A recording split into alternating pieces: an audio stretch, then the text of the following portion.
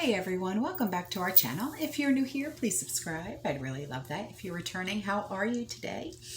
In today's video, I want to discuss something that was sent to me by one of you, and this is very, very interesting.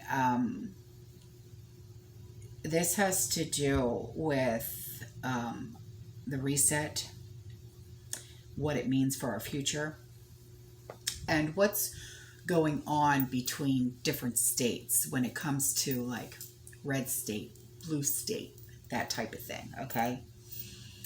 And what this article is even titled is called Red States Are Fighting Back Against the Reset. And what does this mean for our future? So I've read a little bit of this, but not all of it. So this is going to prove to be extremely interesting. So I'll just read it as it, So it starts like this.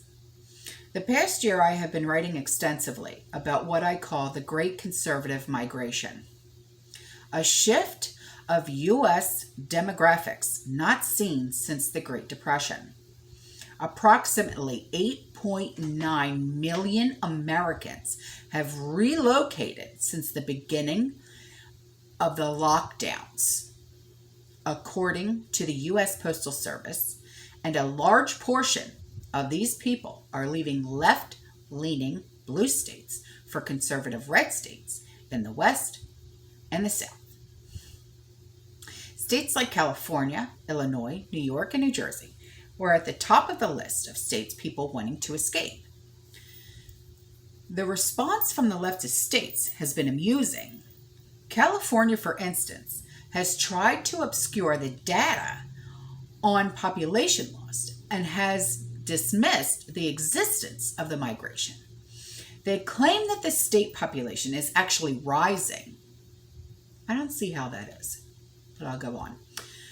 But fail to mention that most of California's population gains have been from babies born along with an increase of illegal immigration. This has not offset the 267,000 individuals and families that left the state in the last 3 months in 2020 alone. That's an entire city of people gone in 90 days. That's crazy. And where are all these people going? Places like Idaho, Texas, Tennessee, Florida, etc. And I know this because I know people who have literally put their houses on the market, and within 48 hours, they've been bought for higher than they've actually put it on the market for. It's crazy. So, all red states that are fighting back against draconian mandates and other unconstitutional measures, the only outlier seems to be Oregon, which also has seen a population spike. And this indeed appears to be a migration of Californians to the north. This leads some conservative groups to believe there is an invasion going on of liberals into red states. After looking at the data, meeting many people moving to my own area in Montana, I feel the liberal invasion narrative to be fraudulent. Ooh. Leftists don't relocate to red states, at least not very often. They do not run away from their safe places. Rather, they relocate an hour or two from the cities they are addicted to. This is what the data from San Francisco shows, with over 80% of people moving from the city staying within California. In other words, some leftists want to get out of the cities, but they don't want to move far from their beloved progressive utopias, and they certainly don't plan on embedding in conservative strongholds and trying to take over. Why this theory persists is beyond me, as it has no basis in reality. No, the people moving across the state lines today are mostly conservatives. They are congregating in mass in red states, and the effects have been rather dramatic. Home prices have skyrocketed. This is true. Due to extreme demand. In Montana, people are buying real estate sight unseen. I've heard of this. A lot of raw land that they are trying to build on. Lumber prices have tripled. We know this. We've heard of this multiple times. And anyone in the construction business is booked a year and a half out. This is true. There are new residents actually scouring the message boards looking for anyone that can do work for them. There is nobody available. No one I know has seen anything like this in their lifetime. This is so true. This is why Sean and I are like, we can't even sell our house because there's no to even build the new house right now. It's insane. You can't. Normally when it takes like 3 to 4 months to build a new house, that's because that's how long it took to build this house 17 years ago. You're literally on like a waiting list now. It's crazy. You can't even do it. So luckily, a lot of these people seem to be on the same page in terms of principles. Those I have met are all conservative, and the majority of them are preppers. Ooh. They move here because they know what is coming and they want to be surrounded by like-minded neighbors when the manure hits the fan. Yeah, okay. Specifically, they do not want to be caught isolated in a blue state where vaccine passports, masks, and lockdowns become a regular part of life for them and their children. They want to remain free. I want to break free. I love Queen. What? I'll stop. Yeah. On the other hand, I am also hearing rumors that the relatively small number of leftists that left in my county want to leave. Some have expressed the need to get out and vacation in places like Portland, Oregon, where they feel safe because everyone wears masks. Oh, Buffy, stop it.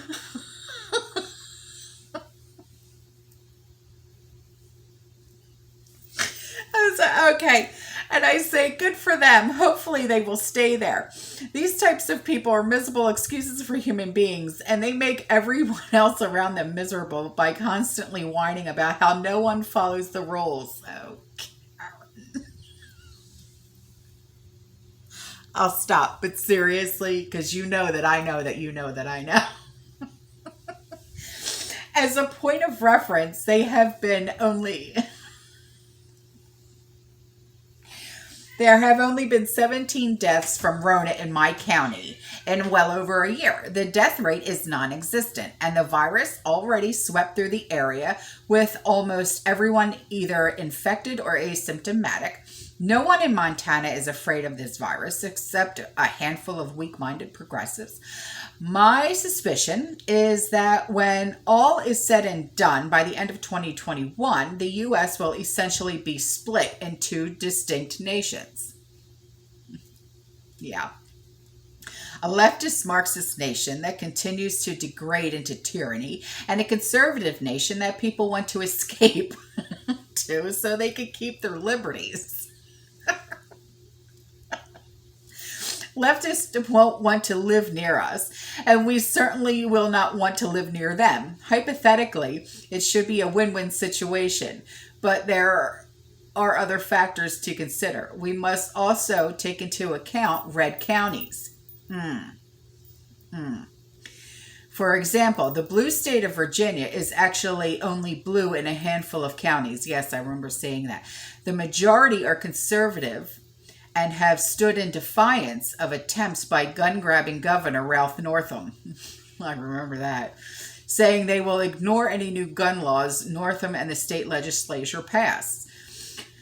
County governments and county sheriffs are in agreement. Northam has no power in these places. No, he don't. In eastern Oregon and northern California, there is a push by multiple counties to actually join Idaho and become a part of the conservative state. The majority of voters in these counties supported the transition. The idea being that this is not a succession. And so the move will be far easier to accomplish with these legal obstacles. The decision will be voted on by county residents in May.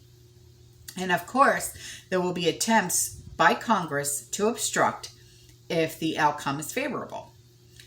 Even if the movement is not successful, the fact that voters in red counties are unified in their goal to get away from leftist political control could be taken very seriously.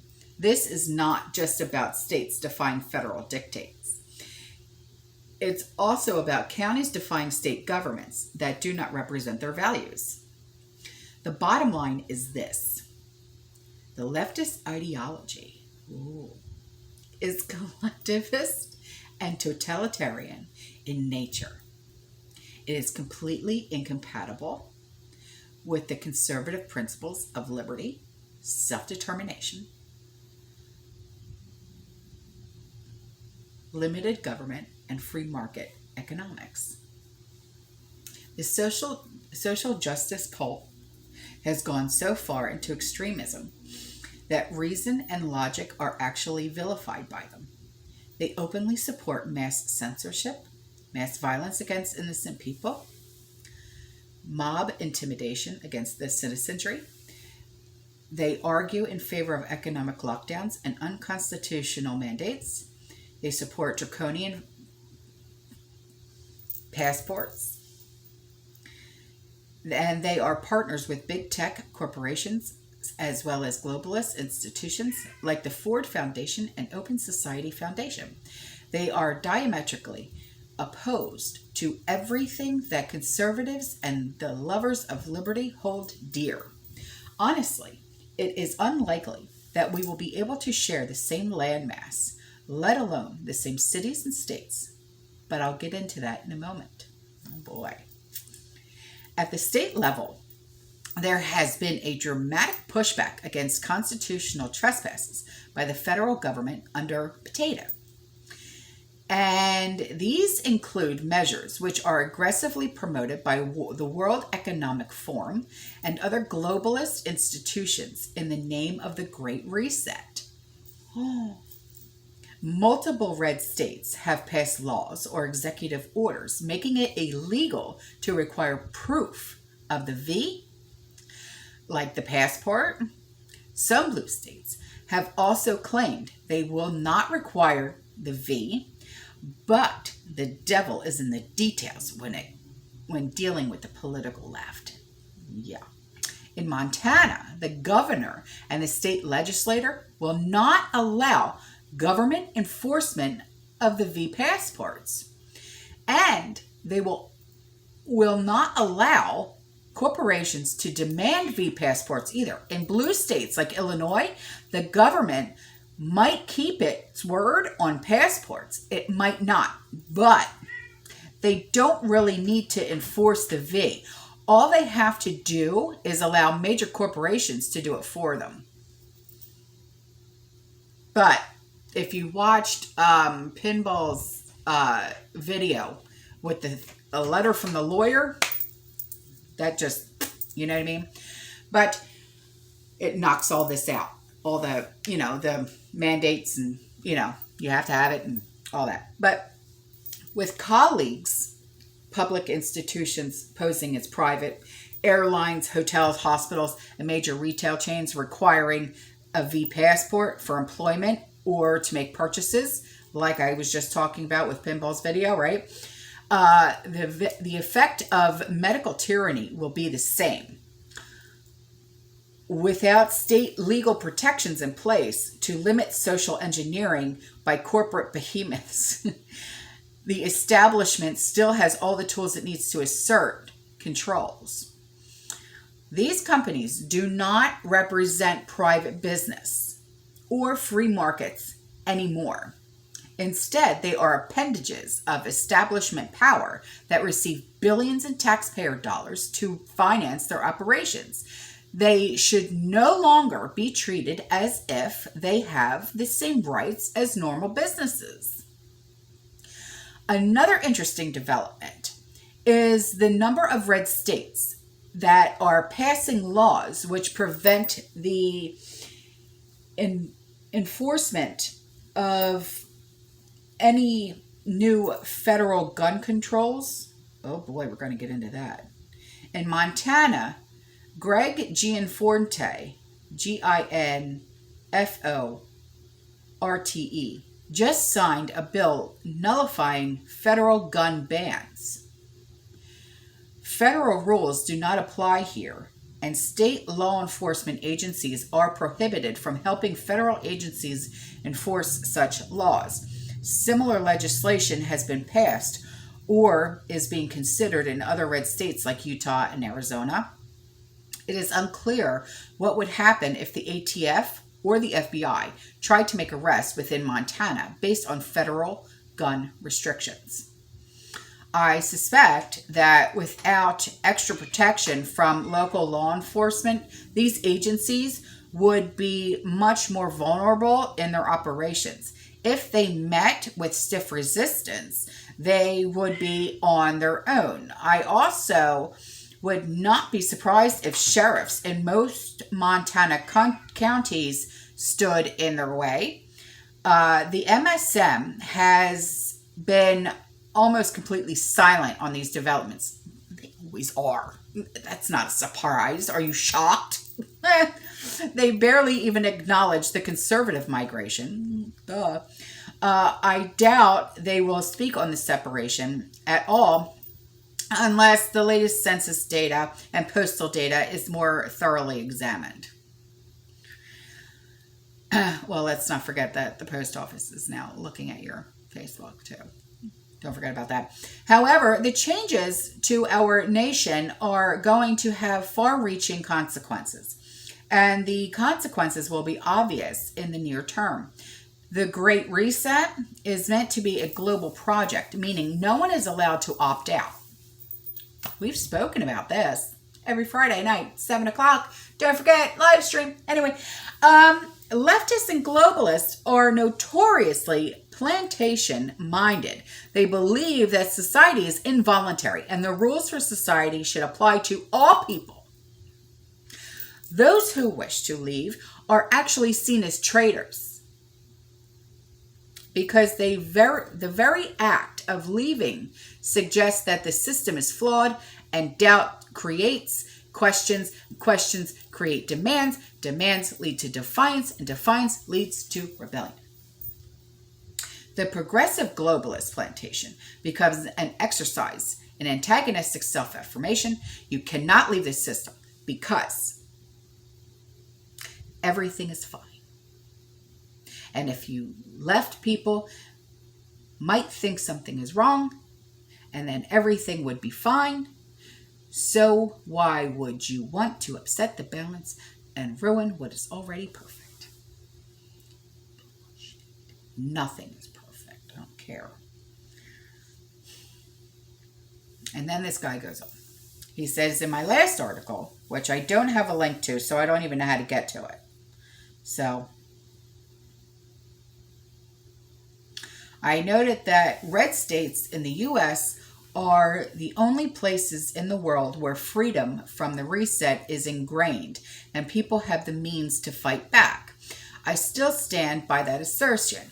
Some conservatives assume countries like Russia are going to fight the reset, yet Putin and the Russian government enforced extensive COVID restrictions recommended by the World Economic Forum and the World Health Organization, just like every other government.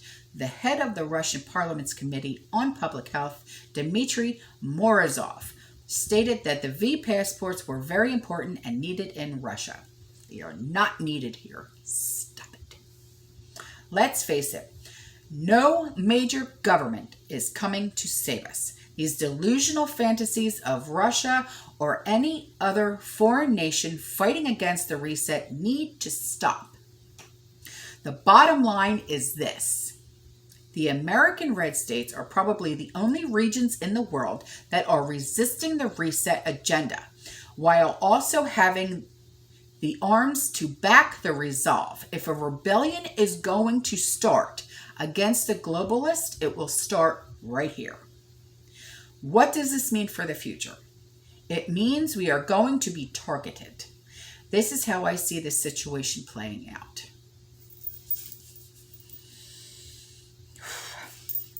I have no doubt that the first step by the federal government under Potato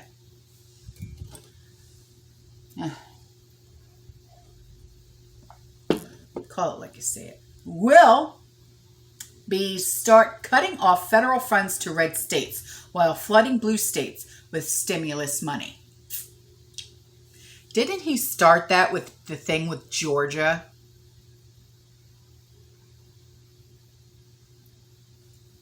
Anyway, the strategy being that blue states will have unlimited free goodies while red states languish in poverty.